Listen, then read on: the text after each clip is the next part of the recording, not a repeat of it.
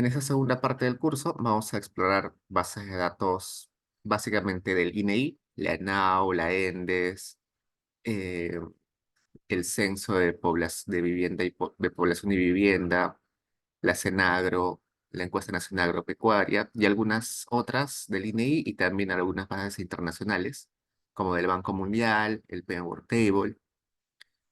Entonces, vamos a empezar con la base de datos más usada en el Perú, que es la encuesta nacional de hogares. Para eso he subido un do file que está acá, con el nombre do file semana 4 parte C preliminar. Descárguenlo. Y vayamos a internet, al buscador y pongamos INEI microdatos. Cualquier base de datos, sea encuesta, censo, base administrativa, cualquier base de datos, siempre tiene su documentación. Y la documentación es la información de cómo ha sido construida la base de datos, qué información contiene, qué nivel de inferencia tiene, cuáles fueron los individuos encuestados, cuál es el objetivo de la base de datos, para qué se utiliza. Todo eso está en la documentación de la encuesta, del censo, de la base administrativa. Entonces, antes de utilizar cualquier base de datos, es altamente recomendable ir primero a la documentación. En el caso de las bases del INEI, vamos a internet y ponemos INEI microdatos. Entramos acá. Y acá tenemos el portal de microdatos del INEI. Y tenemos dos pestañas acá. Una pestaña que dice consulta por encuestas y documentación. Vamos al que dice documentación. Nos dice elija una encuesta. Vamos a ENAO metodología actualizada. Vamos acá al que dice condición de vida y pobreza ENAO. Cualquier año, vayamos a un año reciente, al 2022. Vayamos al periodo anual. Ya les conté que la ENAO, para evitar sesgos por para evitar sesgos, lo que hace es levanta información durante todo el año, por eso es que está partida en trimestres. Si solamente levantaría información durante los últimos meses del año, el último trimestre, habría el sesgo porque ese periodo la gente está en fiestas navideñas y por tanto gasta más, endeuda más, la dinámica es distinta de los hogares en esa época de fiestas, así que habría un sesgo por esas características de ese trimestre. Si solamente se levantaría información durante el primer trimestre, todos los niños están de vacaciones, así que habría un sesgo por ello. La dinámica de los hogares es distinta. Así que la ENAO se levanta durante todo el año y luego se consolida en esta que dice anual enero a diciembre. Veamos, acá tenemos un conjunto de documentación. Hay 28 grupos de documentos. Ya tenemos todos los documentos. El documento principal que siempre vamos a encontrar en cualquier base de datos es la ficha técnica. La ficha técnica tiene el objetivo, primero la descripción de, de la base de datos, el objetivo, la unidad de observación, el nivel de inferencia, la cantidad de encuestados, el diseño muestral. El diseño muestral es la forma en la cual se ha elegido a quienes encuestar. El diseño muestral, por ejemplo, puede ser aleatorio, ¿no? Aleatorio quiere decir que por el azar se selecciona quiénes voy a encuestar. Ese diseño muestral también tiene que considerar si solamente voy a aleatorizar a los de una provincia, una región, si esa aleatorización la voy a hacer por conglomerados o lo voy a hacer por unidades territoriales más grandes, si voy a estratificar la aleatorización, si voy a utilizar otros tipos de métodos de muestreo. Todo eso debe estar en la ficha técnica. Entonces, Antes de utilizar una base de datos, tengo que al menos revisar la ficha técnica, porque ahí me da noción, me da la noción de saber qué se puede hacer y qué no se puede hacer con una base de datos. Descarguemos y voy a tener un PDF acá. Abrimos y dice Ficha Técnica Encuesta Nacional de Hogares 2022. Leamos. La Encuesta Nacional de Hogares es la investigación que permite al Instituto Nacional de Estadística Informática desde el año 1995 efectuar el seguimiento de los indicadores sobre la condición de vida. Entonces, lo primero es que lo que busca la ENAO son indicadores sobre la condición de vida. A inicios del 2007, con el auspicio del Banco Mundial, el INEI convocó a un comité asesor especializado conformado por representantes de organismos internacionales, de organismos gubernamentales y nacionales, representantes de la comunidad académica y de centros de investigación. El Comité Asesor de Pobreza ha venido participando cada año en verificar la calidad de la encuesta y la medición de la pobreza. Ok, entonces si hablamos de condición de vida, uno de los indicadores principales, o el principal, es la situación de pobreza de los hogares, ¿no? El indicador de pobreza monetaria, quizás hoy en día, eh, es el principal indicador para saber cómo viven las personas. Y resulta que desde el 2007 hay un comité asesor. En ese comité asesor hay un montón de especialistas. Por ejemplo, está su profesor Javier Herrera. Él está en ese comité asesor de pobreza. Y en ese comité que se reúne frecuentemente, discuten si hay que hacer modificaciones a la encuesta o todo está bien, si hay que agregar preguntas, si hay que quitar preguntas, si el cálculo de la línea de pobreza está bien, si la calidad de la encuesta está bien, si el diseño muestral está bien. Todo eso se discute en el comité de asesor de pobreza. Por ejemplo, ese comité asesor de pobreza en alguna ocasión eh, uno de los miembros propuso agregar un nuevo módulo, el módulo de gobernabilidad que vamos a trabajar las siguientes clases. Fue propuesto por uno de los, de los miembros de ese comité. ¿Por qué eh, propuso ese módulo? Porque durante hace unas cuantas décadas, a nivel internacional, ya se habla de la pobreza subjetiva, ¿no? No solamente hoy en día se habla sobre la pobreza monetaria, sino también se habla sobre pobreza multidimensional, sobre pobreza subjetiva, si la gente de verdad siente su condición de carencias, de privaciones o no, ¿no? Puede haber gente muy rica, pero que sigue siendo insatisfecha, se sigue sintiendo mal. Y hay gente que quizás gana muy poco y se puede considerar pobre según la pobreza monetaria, pero igual se siente satisfecha y se siente realizada. Por eso, un indicador importante es la pobreza subjetiva. Y dentro de ese módulo nuevo que ellos propusieron, está preguntas que nos permiten medir la pobreza subjetiva. Años después, también otro miembro del comité se dio cuenta de que se hablaba mucho sobre pobreza multidimensional. Se puso muy de moda hace algunos años, hace una década más o menos, o década y media, la pobreza multidimensional. Y resulta que la ENAO no era tan buena para crear indicadores de pobreza multidimensional. Se podía, pero no era tan buena. Entonces, este miembro del comité empezó a, a dar algunas ideas y desde ahí el INEI con la ENAO eh, cada año saca un reporte de pobreza multidimensional.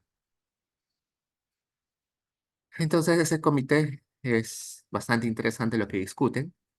Creo que hoy en día también está eh, el profesor que dicta pobreza el curso de pobreza, Clausen, creo que también está Clausen. Entonces, ellos discuten eh, cómo es la mejor forma de, cómo es la mejor forma de ir modificando la ENAU de modo de que siga estando vigente y refleje bastante bien las condiciones de vida. Sigamos. A partir del 2010, mediante resolución suprema, publicada en el Diario Oficial del Peruano, el Comité Asesor de Pobreza se constituye en comisión consultiva, hoy en día se llama comisión consultiva, y otros indicadores relacionados con el país, cuyo objetivo es garantizar la calidad, transparencia y confianza de la información en el campo de la medición de la pobreza y otros indicadores relacionados. Ok, acá hay algo interesante. En el año 2022 continuaron las medidas de restricción adoptadas por el gobierno a consecuencia de la emergencia sanitaria por el COVID. En ese contexto, el INEI continúa adoptando medidas excepcionales para velar por la seguridad de los hogares entrevistados, del personal de campo y el asesoramiento de la cobertura de la muestra programada. Por ese motivo, el recojo de información se realizó en modalidad de entrevistas mixtas, que es aquella que combina dos tipos de entrevistas. Se inicia con entrevista presencial y se complementa con entrevista telefónica. Para este procedimiento se elaboró un protocolo que señala los módulos obligatorios a realizarse de manera presencial cara a cara. Ok. Resulta que con el COVID la gente no se podía movilizar, todos lo vivimos, y el INEI empezó a darse cuenta que no podía realizar las encuestas. Entonces tuvo que decidir qué hacer. Lamentablemente, varias encuestas del INEI se paralizaron. Entonces van a encontrar, seguro vamos a ver la siguiente clase, bueno, acá hay dos clases, la ENA y otras encuestas, que no hay información para 1 o 2 años, ¿no? No hay información para el 2021, por ejemplo, pero para el 2020 y para el 2021. ¿Por qué? Porque era imposible hacer la encuesta y el INEI no tenía los recursos necesarios para hacer encuestas mucho más complejas. Entonces, hay encuestas que se paralizaron, por ejemplo, esa de la ENA, la Encuesta Nacional Agropecuaria. Pero la encuesta de hogares, la ENAU, es tan importante de que el INEI dijo, no importa cuántos recursos gastemos, tenemos que seguir haciéndola. No podemos dejar de presentar indicadores de pobreza porque es el indicador más importante para tomar decisiones de política. Y hicieron esta estrategia donde se hacen entrevistas presenciales y luego se continúa el levantamiento de información mediante llamadas telefónicas.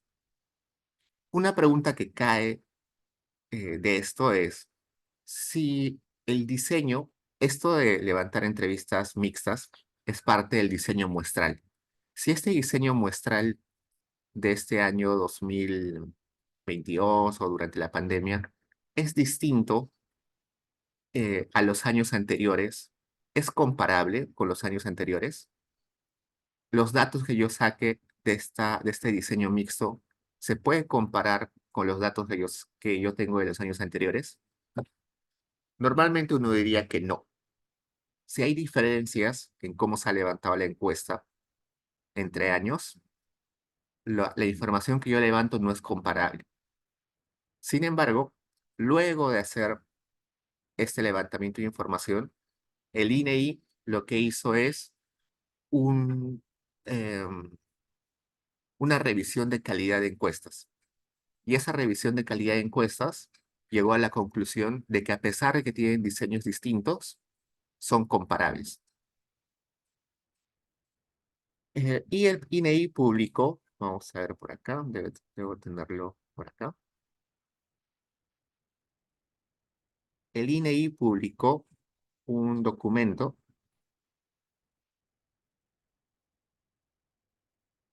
debo tenerlo del correo. El INEI publicó un documento donde explica por qué llega a la conclusión de que eh, es comparable con años anteriores esta información que fue levantada mediante encuestas mixtas.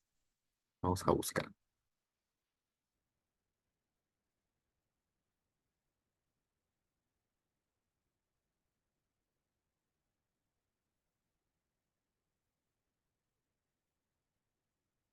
Ah, vamos a buscar lo debo tener por acá.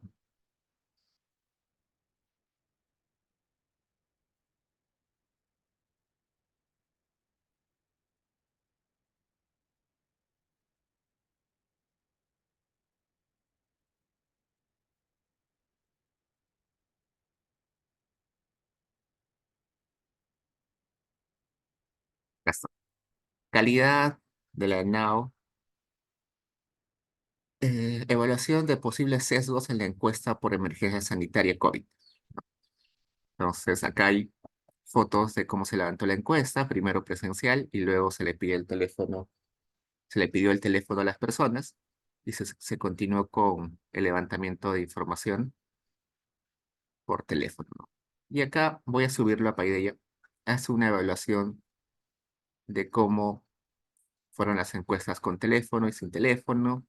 Se hace algunos test estadísticos para ver si hay sesgos por ese diseño mixto.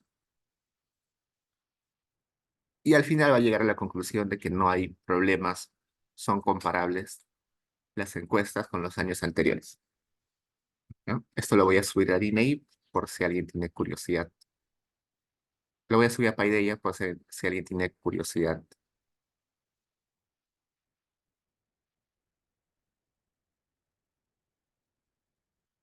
Digamos, sigamos leyendo la ficha técnica. Acá en objetivos, bueno, el objetivo principal es generar indicadores que permitan conocer la evolución de la pobreza, el bienestar y las condiciones de vida de los hogares. Ese es el objetivo principal. ¿Dónde se levanta la encuesta? Se levanta a nivel nacional, en el área urbano-rural, en los 24 departamentos del país y en la provincia constitucional del Callao. Se levanta desde enero a diciembre de todos los años y acá está em, una lista de los temas que se tratan o que se estudian en esta encuesta, ¿no? Características de la vivienda, características de miembros del hogar, educación, salud, empleo, sistema de pensiones, inclusión financiera, ingreso por trabajo, trabajo anterior para los desocupados, ingresos por transferencias corrientes, ingresos por rentas, otros ingresos, ingresos por actividad agropecuaria, ingresos independientes, gastos, programas sociales de ayuda alimentaria, ¿no? Por ejemplo, acá está Caliwarma, acá debe estar eh, las ollas comunes, programas sociales no alimentarios, acá debe estar Juntos, Pensión 65, participación ciudadana, gobernabilidad, democracia y transparencia, percepción del hogar, discriminación, acceso a la justicia. ¿Ok? ¿Cuál es la población objetivo? Es el conjunto de todas las viviendas particulares y sus ocupantes residentes en el área urbana y rural del país. Por no ser parte de la población, se excluye a los miembros de las Fuerzas Armadas que viven en cuarteles, campamentos, barcos y otros. También se excluye a las personas que residen en viviendas colectivas como hoteles, hospitales, asilos, claustros religiosos y cárceles. Y eh, también se excluye, por definición, a los que no tienen hogar, ¿no? Se llama Encuesta Nacional de Hogares. Entonces, los que no tienen hogar, los indigentes, que viven en las calles no están en la encuesta.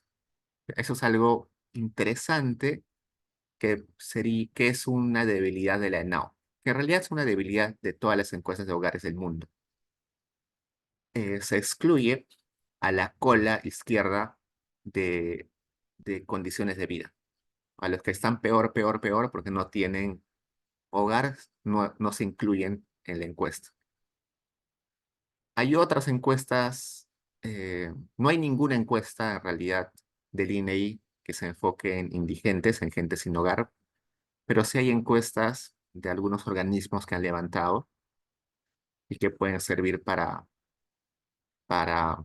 estudiar esas poblaciones. Creo que ninguna es de acceso abierto, pero sí existen de algunas ONGs y algunos centros de investigación.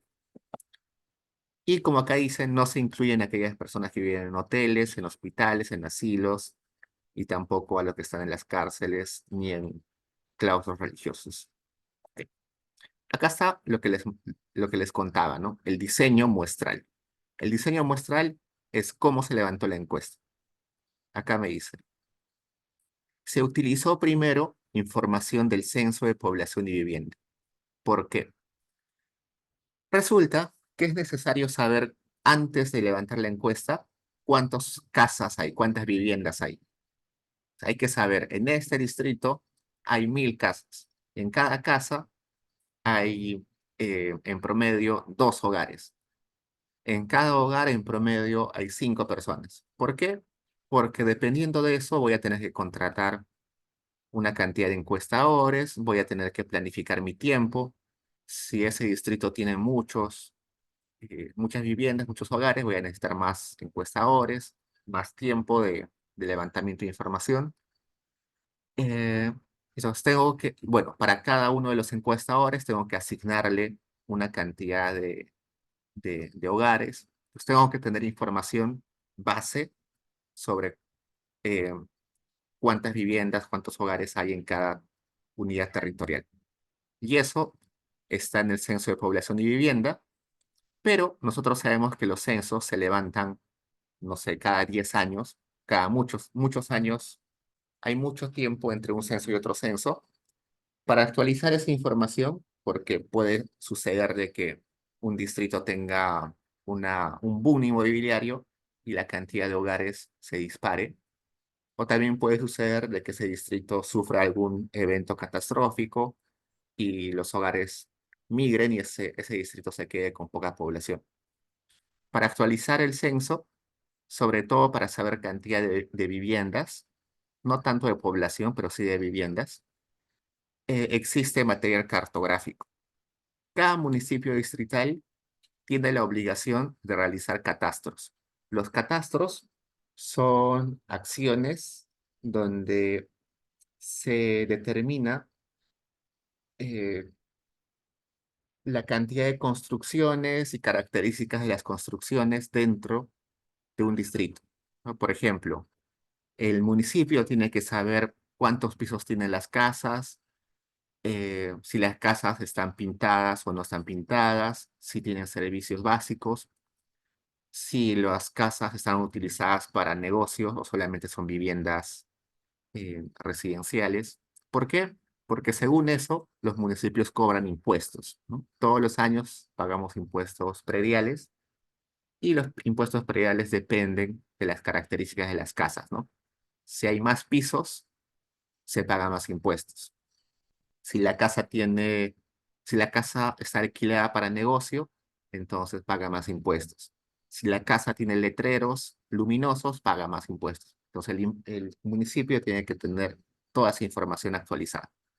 Entonces el INEI pide esa información y junto con la información del censo, eh, más o menos sabe cuál es cuál es la población y la cantidad de viviendas que tiene que visitar. ¿Qué más? Eh, ¿Cómo se hace el muestreo? Es decir, ¿cómo se aleatoriza? Es imposible encuestar a los 30 y tantos millones de peruanos, así que lo que hace el INEI es aleatoriza, sortea a qué hogares, a qué viviendas va a encuestar y a cuáles no.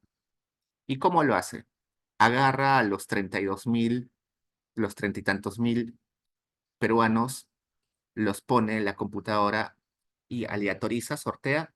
No, porque si haría eso, habría un problema. Podría ser de que por alguna razón en la aleatorización salgan muy pocos de Cusco y un montón de, no sé, de Puno. O salgan muy pocos de Lima y muchos en Tacna. Entonces, para evitar esas posibles asimetrías en el muestreo, porque puede suceder con el muestreo algún tipo de problema con ello, lo que se hace es que el sorteo no se hace a nivel de todo el país, sino se hace a nivel de conglomerados. Entonces, se parte el Perú en conglomerados, en segmentos territoriales chiquitos, y dentro de cada conglomerado se hace el sorteo. Entonces, ¿qué es un conglomerado? Acá dice. La unidad primaria de muestreo es el conglomerado, que tiene un promedio de 140 viviendas particulares. Entonces, 140 viviendas son unas cuantas cuadras, ¿no? Deben ser 3 cuadras, 4 cuadras aproximadamente. Entonces, se parte el Perú en cuadras y en esas cuadras se sortean. De esas 140 cuadras voy a sortear y me quedo con un grupo, que va a ser mi muestra. Eso se le llama un muestreo estratificado, por estratos, por pequeños grupos. Eh, También considera otras características como si es urbano, rural. En los rurales se suele sacar más muestra que en los urbanos. Vamos a ver en un rato por qué. Eh, y esto se hace para que yo tenga información de todos los territorios del país, ¿no? Como estoy haciendo el sorteo en todos los conglomerados, voy a tener información sobre todos los conglomerados, por tanto voy a tener información sobre la mayor cantidad posible de territorios del Perú. La unidad secundaria de muestreo es la vivienda. Entonces luego eh, voy a tener un conjunto de viviendas, solamente un conjunto de viviendas las voy a encuestar. Primero, bueno, eso es en la zona urbana. En la zona rural es un poquito distinto, porque en la zona rural la gente vive más dispersa, ¿no? La gente vive más lejos unas de otras. Entonces, ahí lo que se hace es que se parte el territorio en centros poblados o en áreas de empadronamiento rural, que básicamente los centros poblados son eh, grupos o territorios donde puedo encontrar desde 500 hasta 2000 personas, ¿no? Hay pueblos, centros poblados que tienen población de 500 a 2000 habitantes. Eso se considera como un conglomerado, un grupo, una unidad de muestreo. O áreas de empadronamiento rural que pueden ser 140 viviendas, dependiendo de en qué territorio estemos. Listo. En total se levantan, acá está. La muestra es de tipo probabilística, de áreas estratificada, multietápica e independiente de cada departamento. Entonces, dentro de cada departamento se hace el levantamiento de la encuesta. El levantamiento de información en cada departamento es independiente de todos los demás. Se hace por etapas porque primero se aleatoriza el conglomerado, luego la vivienda. Estratificada porque se trata de levantar información sobre todos los estratos. ¿Qué son estratos? Estratos, vamos a ver en la base de datos, es una categoría que te dice el tamaño de población. Un estrato son localidades con más de 500.000 habitantes. Otro estrato es de eh, localidades con viviendas de 140 a 500 personas. Y de áreas, porque se diferencia área urbana rural, y probabilística, porque se aleatorizan. ¿Qué más? A fin de medir los cambios en el comportamiento, desde el 2008 se viene implementando una muestra panel de viviendas, ¿no? Además de la base de datos corte transversal, también hay una de tipo panel. También vamos a trabajar con esa base de datos de tipo panel, donde se rastrea individuos hasta 5 años consecutivos. ¿Ok? Esa base de datos panel es otra encuesta, no, es la misma encuesta, solamente que dentro de la ENAO de cada año se considera, se prioriza levantar información de algunas viviendas que han sido levantadas también el año anterior. Sigamos. En total, en este año se levantó información de 36.844 viviendas, que corresponden a 24.256 en el área urbana y 12.592 en el área rural. Si desagregamos por departamentos, Acá tenemos la lista. En Cusco, por ejemplo, solamente se levantaron 1.354, que es suficiente. En Arequipa, 1.700, que es suficiente. En Lima, 1.286. Y la pregunta que cae madura acá es, acá veo que solamente son 36.848 viviendas, pero en el Perú hay muchas más viviendas. Hay más de 300.000 viviendas. Esta cantidad de viviendas encuestadas es suficiente para tener información confiable de toda la población peruana. Y la respuesta está acá, en la sección nivel de inferencia. La inferencia se refiere a qué tipo de conclusiones yo puedo sacar en base a mi muestra. Entonces acá me dice, si yo agarro mi base de datos y quiero sacar información nacional en el periodo anual, sí puedo. Es decir, por ejemplo, si yo quiero calcular la pobreza en el Perú en el año 2022, se puede. Quiero sacar la pobreza, la incidencia de pobreza en el año 2022 separado a nivel urbano y rural, sí se puede. Quiero sacar la incidencia de pobreza en cada uno de los departamentos en el año 2022, se puede, ¿no? Puedo saber la pobreza en Cusco, en Lima, en Arequipa, en Puno, se puede. Quiero sacar la incidencia de pobreza en el 2022 en la costa urbana, costa rural, sierra rural, selva urbana, selva rural, se puede, ¿no? Me preguntan, ¿cuál es la incidencia de pobreza en la costa rural? Sí puedo sacar el dato. Me preguntan, ¿cuál es la incidencia de pobreza en el 2022 para Lima Metropolitana y Callao? Sí puedo. Y hasta ahí. No puedo nada más, no puedo sacar conclusiones sobre nada más a nivel anual. Si me preguntan, ¿cuál es la incidencia de pobreza en cada una de las provincias del Perú en el año 2022? No puedo sacar ese dato porque no hay ese nivel de inferencia. Me dicen, Me preguntan, ¿cuál es la incidencia de pobreza en el 2022 en cada distrito del Perú? No puedo sacar, porque no está acá. Entonces, no puedo sacar información a nivel de distritos ni a nivel de provincias. Solamente puedo sacar información sobre estos niveles de agregación. Y ustedes me dirán, pero yo he visto que el INEI tiene datos sobre pobreza a nivel distrital, a nivel provincial. Sí, tiene datos, pero no son datos que se calculen solamente con la ENAO. La pobreza distrital y provincial se calcula combinando información de la ENAO, del censo, de bases administrativas y un montón de información. Con un montón de información de diferentes encuestas y censo, se hace un modelo complejo y con ese modelo complejo se calcula la incidencia de pobreza distrital y provincial, pero solamente para algunos años, no para todos los años. Eso se puede encontrar en el mapa de pobreza. Vamos a poner mapa de pobreza.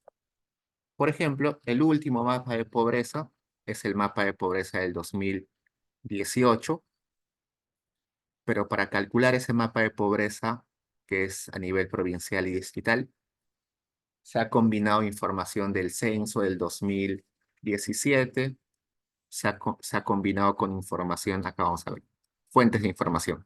Fuentes de información, página 14. Se combinó información del censo del 2017 con información de la ENAO del 2017-2018. Además de eso, se combinó con fuentes externas. ¿Qué fuentes externas? Datos de la ONP, de su salud, del CIS, del CIAGIE, del ESE, de la PSE, del RNU, de CUNAMAS, de la CENAGRO, del MINEN, de la RENIEC, de Directorio Central de Empresas y Establecimientos, de PRONAVEC, del Programa Nacional de Saneamiento Rural, del Censo Escolar, del Sistema de Denuncias Policiales, de OSINERMIN, del Censo Penitenciario y el mapa de pobreza anterior, que es del 2013. Con toda esa información se hace un modelo complejo de predicción de áreas menores, y con esa información se puede calcular la pobreza a nivel de distritos y provincias. Pero eso es una estimación y es bastante inexacta. Por ejemplo, yo voy a mostrarles acá un caso particular. Vamos a buscar por acá. Acá. Me dice, el distrito Santa Ana de la provincia Castro Virreina tiene una incidencia de pobreza de, según el mapa, vamos a poner calculadora acá, calculadora,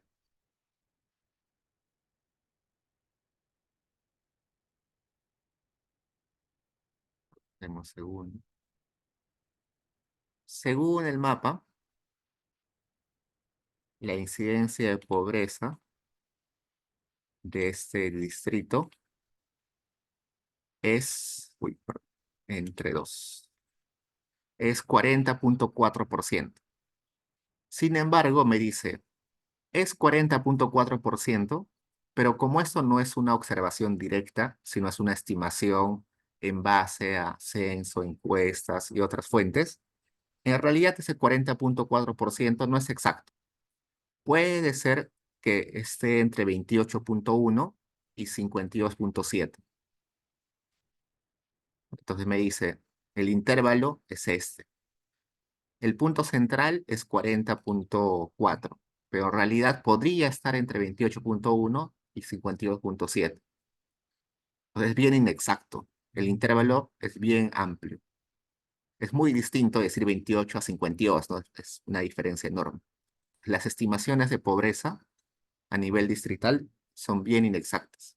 Es un caso, pero hay otros casos más dramáticos. Por ahí debe haber alguno que alguna vez encontré, donde el intervalo era 12 hasta 60, que es bastante amplio. Como se dan cuenta, los intervalos son amplios. 35 a 74 es más del doble. 74 es más del doble de 35.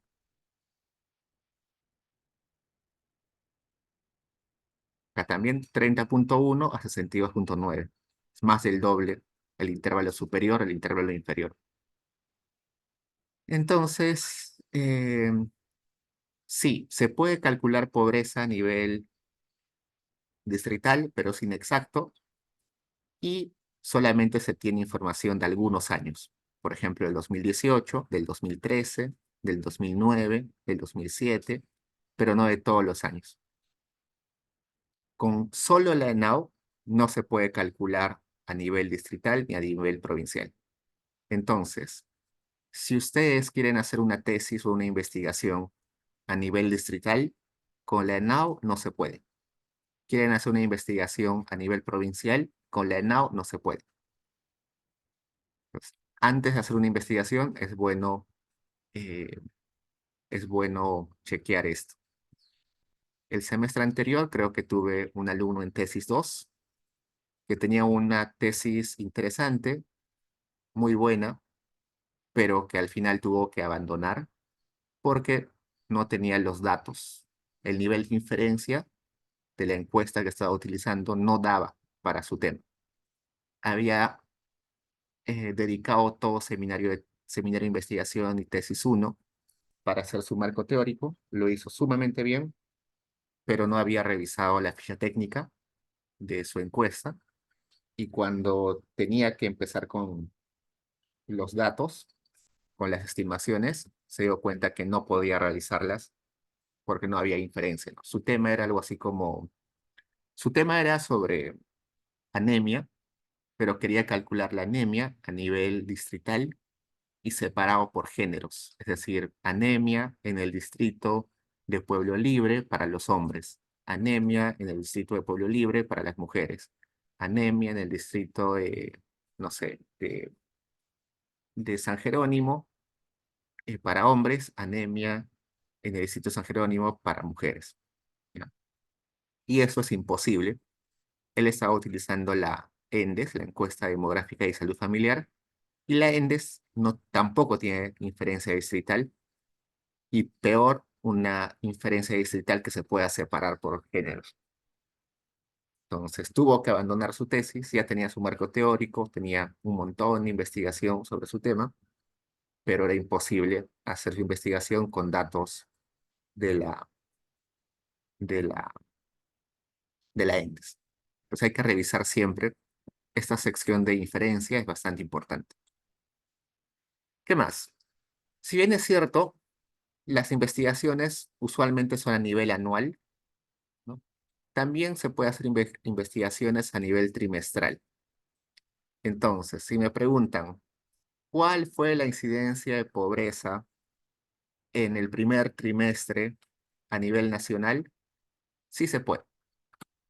Me preguntan, ¿cuál fue la incidencia de pobreza a nivel nacional separado por urbano-rural en cualquier trimestre del año? Se puede. Pero, por ejemplo, no se puede trimestral con 24 departamentos. Entonces, no puedo saber la pobreza en el trimestre 1 en Cusco. Eso no se puede. Se puede la pobreza en Cusco a nivel anual, pero no a nivel trimestral. Entonces hay que tener cuidado con eso. Pero es raro que se trabaje en microeconomía con datos trimestrales. Usualmente se trabaja con datos anuales. Entonces hay que tener en cuenta esto. ¿Preguntas, chicos?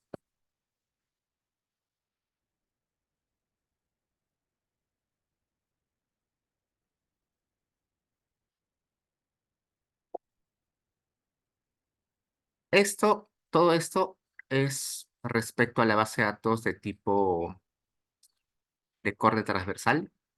Acá abajo está el nivel de inferencia para la ENAO panel, que es más restrictivo, ¿no? Por ejemplo, en esto no está departamentos. Con la ENAO panel no se puede hacer investigación a nivel departamental, solo a nivel nacional, urbano, rural y costa, sierra y selva.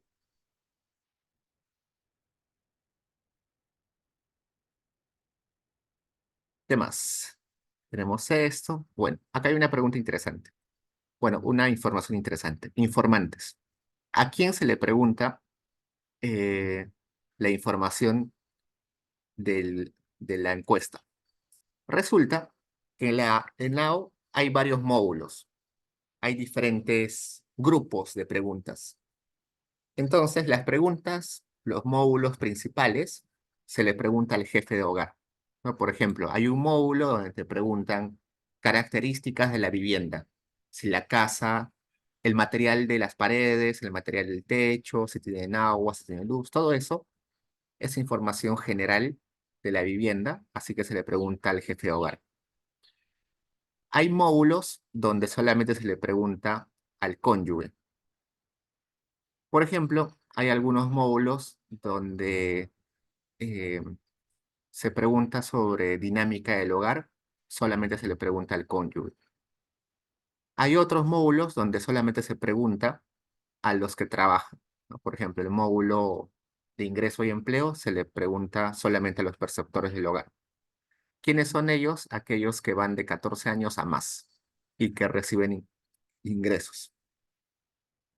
Hay otros módulos que solamente se preguntan a los que tienen 12 años a más. Y otros módulos que se preguntan a los que tienen 18 años a más. Ok. ¿Qué más? Hoy en día las entrevistas se hacen con tablets, lo cual es bastante cómodo, tanto para el encuestador como para eh, toda la gente del INEI. Antes se realizaba en hojas, en cartillas, y esas cartillas tenían que ser enviadas a la oficina del INEI, y en el INEI había un digitador que trasladaba toda la información de las cartillas a la computadora, lo cual era bien inconveniente porque habían errores de digitación, la letra del encuestador no se entendía, entonces eso era bastante inconveniente. Además, había el riesgo de que el encuestador se invente respuestas o que no vaya a los hogares, sino simplemente copiaba información o rellenaba las cartillas como quería, y eso malograba el diseño muestral, ¿no? Por tanto, hoy en día es mucho más eficiente realizarlas por tablet, no solamente porque la información es inmediata, mientras va marcando la información ya se guarda en los servidores del INEI, sino que también se puede hacer un rastreo y seguimiento de los encuestadores porque se puede georreferenciar. Se sabe exactamente dónde está el encuestador, cuánto tiempo demora el encuestador en cada uno de las viviendas. Y eso también permite georreferenciar los hogares, ¿no? Se sabe precisamente dónde está cada hogar, dónde vive cada hogar. ¿Qué más? Bueno, acá temas de investigación, está desagregado qué tipos de preguntas se hacen. Pasemos esto. Ustedes ya lo chequean, es bastante información.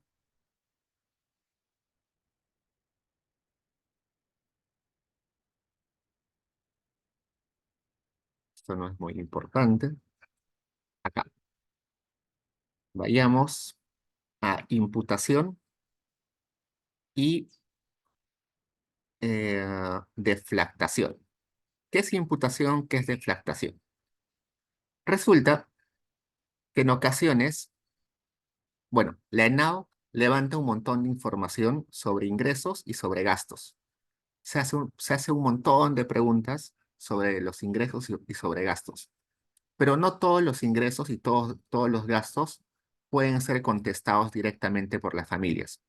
Hay algunos ingresos y gastos que las familias no saben a veces contestar. Por ejemplo, las, cuando yo hablo de alquileres, hay familias que no alquilan porque son propietarias. Y cuando se le pregunta, usted, si no viviera en esta casa, pero si usted no fuera propietaria de esta casa, ¿cuánto pagaría de alquiler? Entonces, las familias a veces no saben contestar. Y si contestan, pueden contestar de una forma sesgada, ¿no? Porque no conocen el mercado inmobiliario, no saben cuánto cuesta la vivienda en promedio en sus barrios, o como es su casa, pueden sobredimensionar el valor de alquiler, ¿no? Entonces, es muy inexacto saber el costo de oportunidad de sus viviendas, porque de todos modos, tener una casa y no pagar alquiler te está ahorrando un costo. Eso es un costo de oportunidad y sigue siendo un gasto. A pesar que no desembolses dinero, se considera un gasto porque estás dejando de, en lugar de tener tu casa, podrías vender tu casa y, y recibir dinero, ¿no? Tendrías un ingreso. En lugar de vivir en tu casa, podrías alquilar tu casa y recibir un alquiler. Entonces, es un costo eh, de oportunidad que termina siendo un gasto para la contabilidad del hogar. Entonces, ese tipo de preguntas donde las personas no pueden contestar con precisión, se tienen que imputar esos valores. Otro ejemplo, se le pregunta a la gente cuánto usted gasta, cuánto compra al mes en arroz, cuánto compra usted al mes en comida para mascotas, cuánto gasta usted en, en combustible, un montón de cosas, ¿no? Y en ocasiones las personas probablemente no sepan el precio de esas cosas, ¿no? Por ejemplo, no sé, te preguntan, ¿cuán, por ejemplo, supongamos que al jefe de hogar le preguntan, ¿usted consume algún servicio de streaming? Y contesta, sí, tenemos Netflix, tenemos HBO, tenemos Disney Plus, pero esos gastos los realiza el hijo, que es el más tecnológico. Y al padre le preguntan, ¿usted sabe cuánto pagan por ese servicio de streaming? Y el que está contestando la encuesta dice que no sabe, porque lo paga el hijo, que es el más enterado de esas cosas.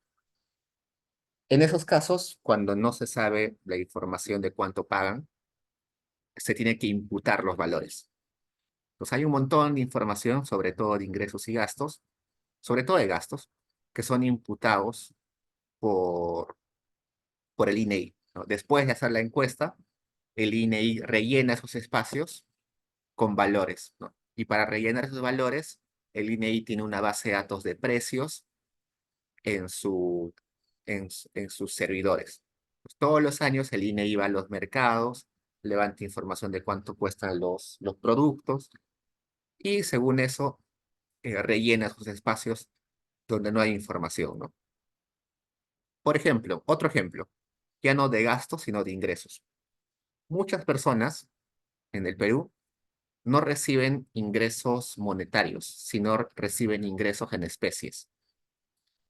Por ejemplo, no sé, yo trabajo en la zona rural y no me pagan con plata, con dinero, sino me pagan con productos.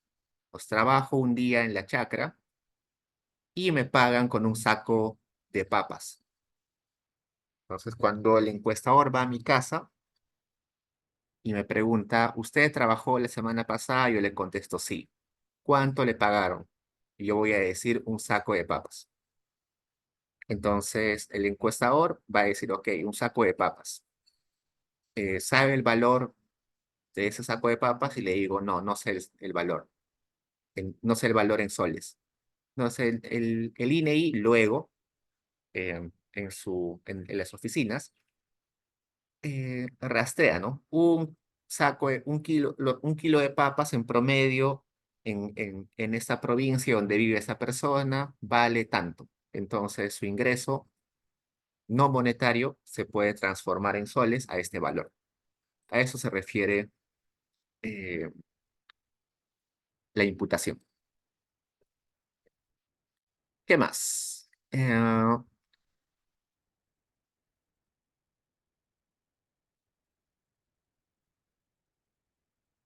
Deflactación. Deflactación se refiere eh, a precios, ¿no? A inflación. Cuando hablamos de precios, siempre sabemos que los precios varían en el tiempo y también en el espacio. En el territorio varían los precios, al igual que varían en el tiempo, ¿no?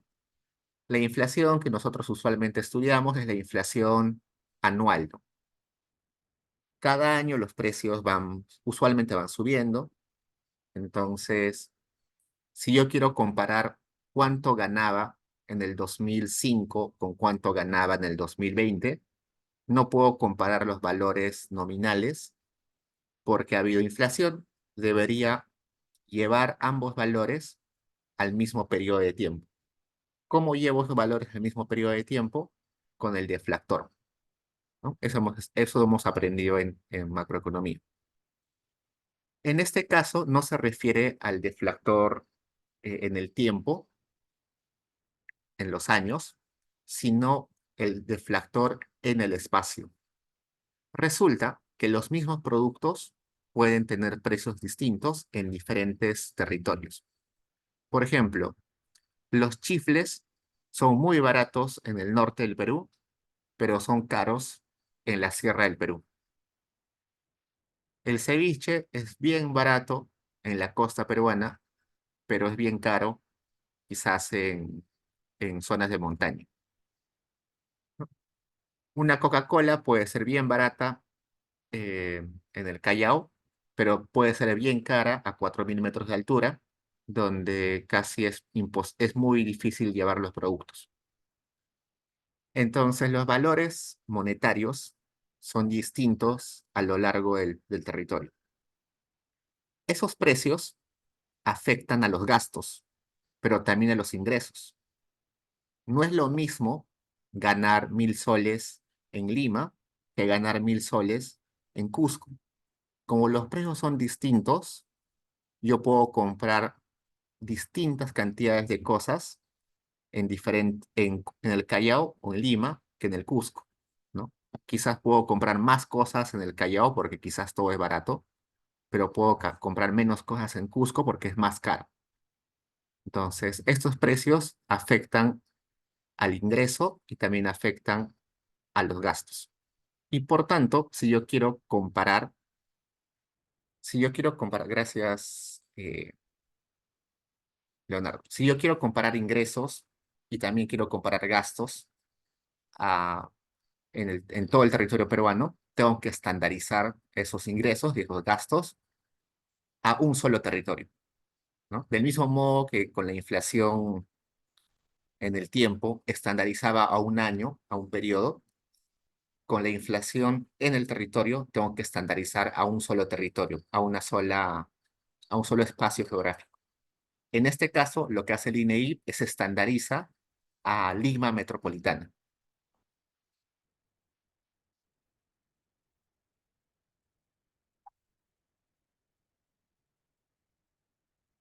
Denme un segundo para conectar la computadora.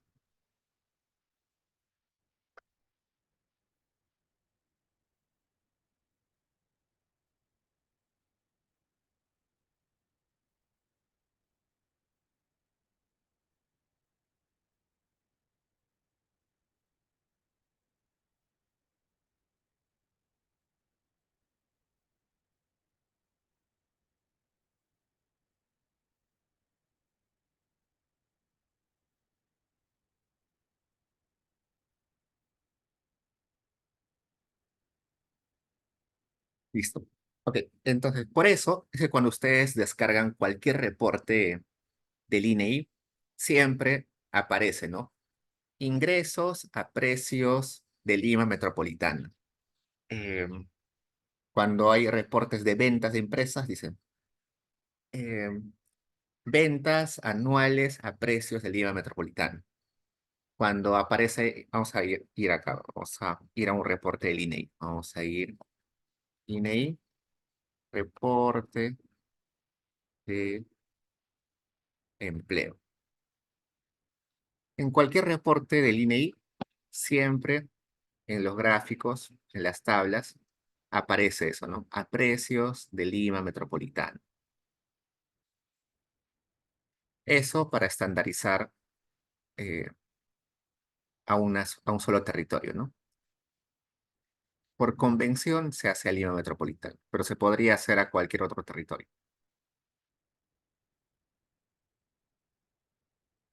Esperemos que descargue un rato. Sigamos. ¿Cómo se desflacta?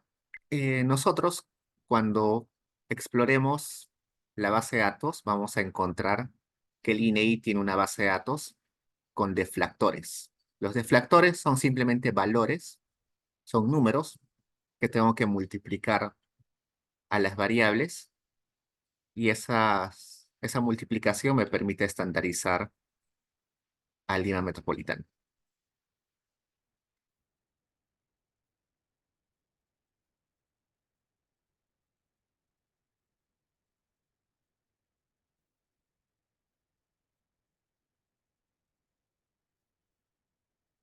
Vamos a buscar acá.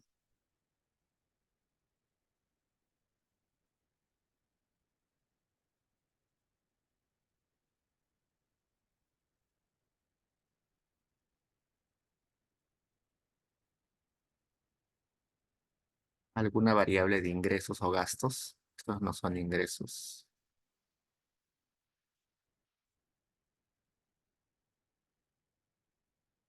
Acá no lo ponen, pero se, ah, la Liga Metropolitana. Todo esto es de Lima, ¿no? Pero acá vamos. Todos los valores que sean ingresos, gastos en los reportes están a nivel de Liga Metropolitana. Igual, si vamos al BCR, cuando tenemos indicadores de ingresos, gastos, siempre está a nivel de Liga Metropolitana.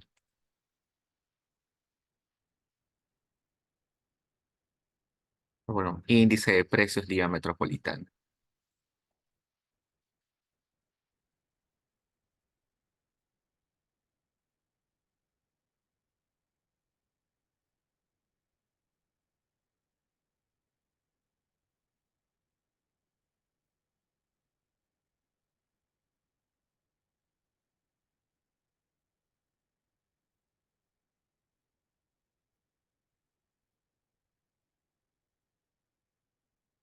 Vamos a probar, ¿sí?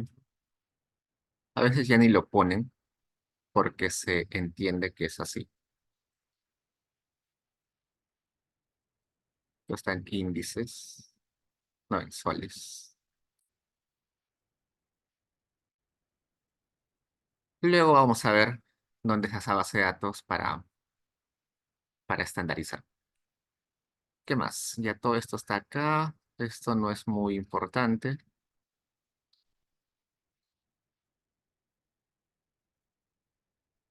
Sigamos. Vayamos con documentación en los 10 minutos que nos quedan. Ya, seguimos acá. Acá hay algunos documentos que no son tan importantes porque son muy especializados, pero los que sí o sí tenemos que chequear son esta ficha técnica, estos cuestionarios, cuestionario ENAU 1, 1A, 1B, 2, 4. Se recomienda que puedan leer el manual de encuestador. Sí o sí tienen que leer el diccionario y creo que eso es todo. Entonces, ahora vayamos a los cuestionarios. ¿Qué son los cuestionarios?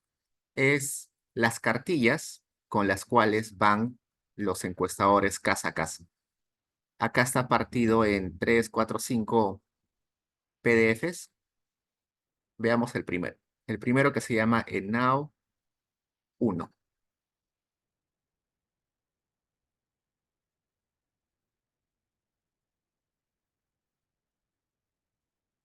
Esta es parte de la cartilla y dice, esta primera cara eh, simplemente me da la ubicación geográfica, información de quién hace la entrevista. No es importante esto. Lo que importa ya es desde acá. ¿El hogar fue entrevistado el año anterior? Sí, no. Eso para saber si este hogar va a incluirse en la no panel. Luego, haré acá. Además de esta vivienda, ¿existe otra vivienda en la que usted o algún miembro vive regularmente? ¿En qué distrito está dicha vivienda? La pared exterior de la vivienda tiene fachada con tarrajeo pintada. La calle donde se ubica la vivienda tiene pista asfaltada, pista afirmada, vereda, poste, ninguno. Y acá está el módulo 100. Acá recién empieza el módulo 100. El módulo 100, que era características de vivienda y el hogar, tiene todas las preguntas. Como tipo de vivienda, si es independiente, departamento en edificio, vivienda en quinta, vivienda de casa vecindad, choza, cabaña, vivienda improvisada, local no destinado a la habitación humana. ¿Cuál es el material predominante en las paredes? Ladrillo, piedra, adobe, tapia, quincha, piedra con barro, madera, triple A. ¿Cuál es el material predominante en pisos? Parquet, láminas, loseta, madera, cemento, tierra. ¿Cuál es el material predominante en techos? Concreto armado, madera, teja, plancha, calamina, caña, triple A, paja, otro material. ¿Cuántas habitaciones hay? ¿Cuántas habitaciones se usan para dormir? La vivienda cuenta con licencia de construcción, fue construida con asistencia técnica de un ingeniero civil o arquitecto. La vivienda es alquilada, propia, es propia por invasión, propia comprada a plazo, cedida por centro de trabajo, cedida por otro hogar o institución. Si usted alquila, ¿cuánto cree que le pagarían alquiler mensual? ¿No? Como les dije, este valor es un poquito no confiable. Luego el INEI va a verificar si se cumple o no, si tiene sentido o no tiene sentido. Y si no tiene sentido o la persona no contesta, va a imputar el valor. Esta vivienda tiene título de propiedad. En los últimos 12 meses, usted o algún miembro del hogar se ha obtenido un crédito o préstamo destinado a comprar casa, departamento, comprar terreno, mejoramiento, ampliación de casa, construcción de la vivienda. El hogar tiene agua, paga por el servicio de agua, a qué entidad le paga el agua, tiene baño. Eh, ya. Algo interesante de agua y saneamiento es lo siguiente. Cuando hablamos de agua, las personas pueden tener red pública dentro de la vivienda, red pública fuera de la vivienda, o pilón o pileta de uso público. También podría eh, tener agua con camión cisterna, con pozo, porque tiene agua subterránea, manantial o puquio, o accede el agua por el río, acequia, lago o laguna. ¿Cuál es un agua de buena calidad? Se considera que el agua de buena calidad es este, solamente este. Red pública dentro de la vivienda, porque es agua potable y además de ser potable está el acceso rápido del hogar, porque tiene dentro de su casa piletas, en su baño tiene agua, acceso al agua. Si bien es cierto, esta red pública fuera de la vivienda y pilón o pileta de uso público también es agua potable, no son de acceso rápido al hogar, son de uso común, son de uso de varios hogares. Y estos de acá ya son aguas que no son potables y por tanto pueden generar algún problema de salud. Del mismo modo, cuando hablamos de baños o servicios higiénicos, puede haber red pública dentro de la vivienda, red pública fuera de la vivienda, pero dentro del edificio, letrina, pozo séptico, pozo ciego, río, campo. El único que acá se considera como de buen acceso, de buena calidad, es el primero. Que tengas desagüe y que esté dentro de tu hogar, así que es de uso rápido y- y privado. Pero si a pesar que te tengas alcantarillado, pero no está dentro de tu casa, dentro de tu vivienda, entonces no es de buena calidad. Y todos los demás claramente no son de buena calidad. ¿Cuál es el tipo de alumbrado en su hogar? Electricidad, petróleo, generador. El servicio de electricidad viene con medidor privado o medidor colectivo. Otra pregunta interesante es esta. La energía o combustible que utiliza para cocinar los alimentos es electricidad, gas, GLP, gas natural, carbón, leña, bosta o estiércol. Eh, esta pregunta es muy importante porque dependiendo de qué combustible utilices, estás expuesto a problemas respiratorios. Solamente electricidad y gas, pero esos tres, gas, electricidad, gas GLP y gas natural, se consideran como combustibles no contaminantes. Todos los demás son combustibles contaminantes, no solamente con el medio ambiente, sino también que generan problemas respiratorios. Esa es una pregunta bastante utilizada. Y acá vamos a tener, hogar tiene teléfono, teléfono celular, conexión a TV, conexión a internet, otros. Y acá tenemos una tablita de los últimos gastos por consumo de servicios básicos y algunos productos básicos, ¿no? Como agua, electricidad, gas, vela, carbón, leña, petróleo, gasolina, teléfono, celular, TV, internet, otro.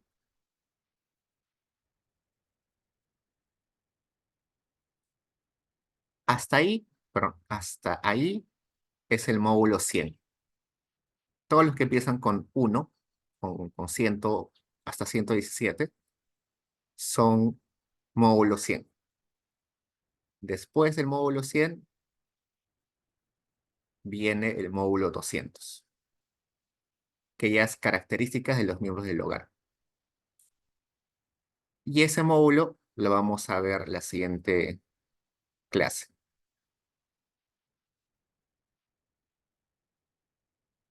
Ok, chicos, hasta ahí preguntas.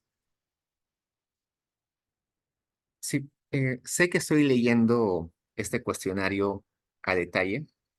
Lo hago para que más o menos ustedes vean qué tipo de preguntas hay, ¿sí? Para que les quede un poquito en la mente qué preguntas hay y qué preguntas no hay. Porque uno podría creer, ok, entonces si dice características de la vivienda y el hogar, debería haber una pregunta de este tipo, pero probablemente no lo hay.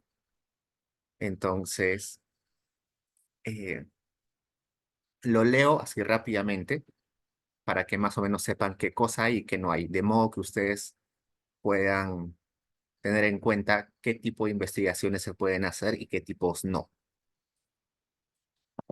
La ENAO es una encuesta muy buena, con muchas preguntas, mucha información, muy bien levantada y muy bien estructurada, pero tiene muchas limitaciones también. no se puede hacer todo con la ENAU. Hay ciertas preguntas que no se pueden responder con la ENAU. ¿Tienen preguntas, chicos?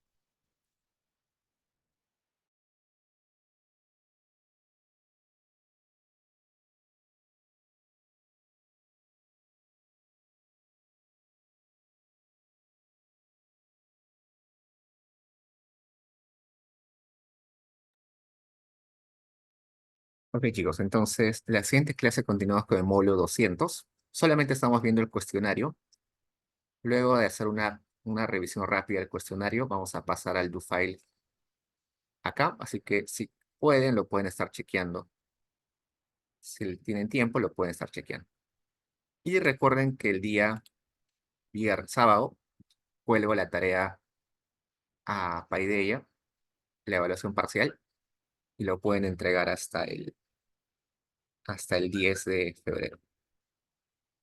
Ok, chicos, me quedo 10 minutos si alguien tiene preguntas y si no, nos vemos la siguiente semana.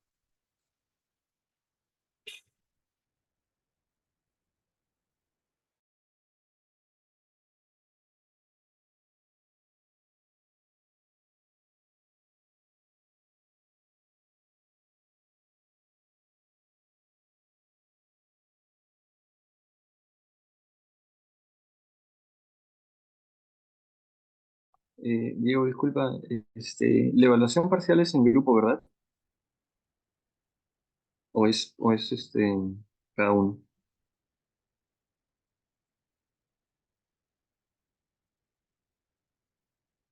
¿Me escucha?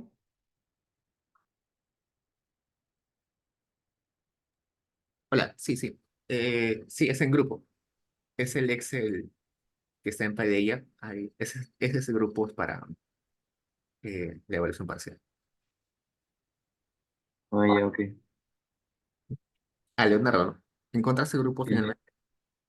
No, no, todavía no he escrito, ¿no? Pero hoy día voy a escribir. Ya, si no me avisas mañana o pasado. Ya. Y nos vemos. Este, tenía una duda, pero no es sobre una base de datos que creo que vamos a ver más adelante en el curso. Es ¿Qué va? la encuesta nacional agraria. Ajá. Quería preguntarte si hay alguna pregunta que identifique el sexo del jefe del hogar o de la unidad agraria o, o de la unidad de análisis en todo caso. Ahí la unidad de análisis es la unidad agropecuaria, ¿no? Que Claro. en realidad en algunos casos es una familia, en otros casos es una familia extensa, en otros casos es la empresa, pero la encuesta nacional agropecuaria eh, en su ficha técnica dice que su prioridad son unidades productoras pequeñas, hogares. Entonces, lo común, el 98% de observaciones son hogares. Después, una unidad agropecuaria es un hogar. Ah, ya, pero o sea, no hay ninguna variable entonces que me pueda dar información sobre de repente el sexo de la persona encargada de la unidad agraria o el dueño de la parcela o algo así.